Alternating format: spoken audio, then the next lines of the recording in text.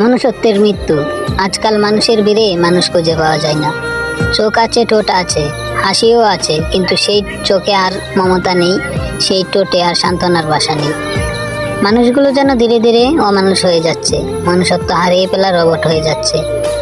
কেউ আর কারো কান্না শোনে না, কেউ কারো ব্যথাও অনুভব করে না। হাজার মানুষের মাঝেও আজ আমরা প্রচণ্ড একা হয়ে যাচ্ছি। পরিবারেও আর শান্তি নেই। একটা সময় ছিল যখন সন্ধ্যার আলোয় একসাথে বসা মানেই ছিল নিরাপত্তা, ছিল ভালোবাসার আশ্রয়। আজ সেই আশ্রয় ছিঁড়ে গেছে লোভ, লালসা, হিংসা আর অহংকারে। মানুষ মানুষের শত্রু হয়ে উঠেছে।